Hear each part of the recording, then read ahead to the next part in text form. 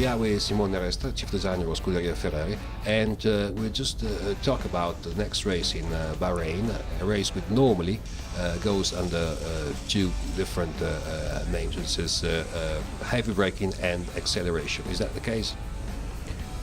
Actually, Bahrain is a track that does put the car under a lot of pressure, as you mentioned, both in traction phases and in straight line braking.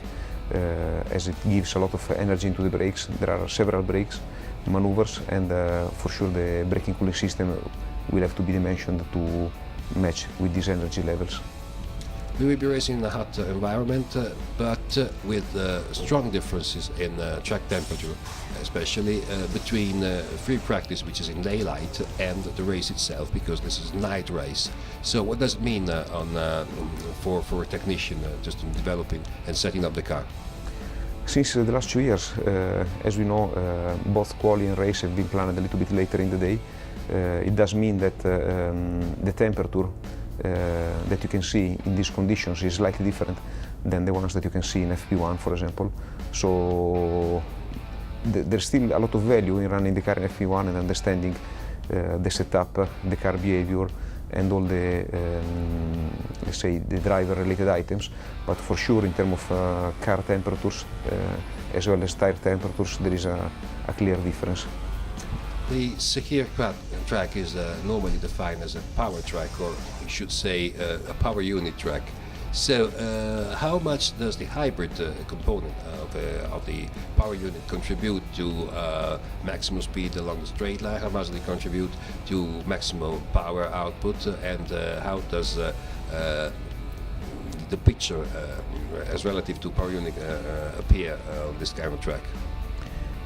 Bahrain track, between all the first tracks of the racing season, is probably the one that does put more emphasis and more importance onto the power sensitivities. Power sensitivities are coming both from the internal combustion engine as well as from the energy recovery systems.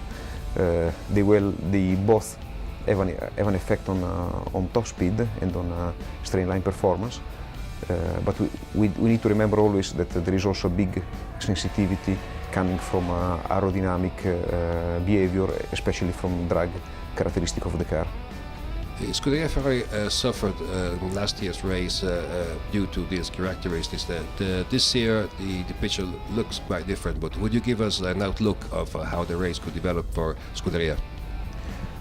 Well, we are just at the beginning of the season, and we all know that we need to learn a lot of things, let's say, about our cars and about also our competitors.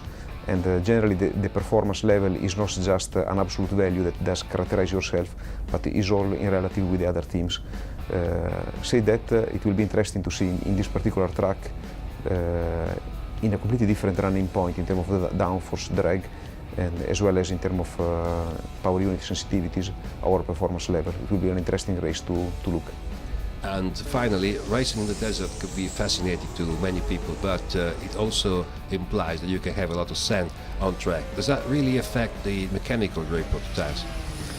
It can have a strong effect, but it's also strongly related to the wind level that you can see on the track. So we'll need to wait and see the meteo, what will give to us.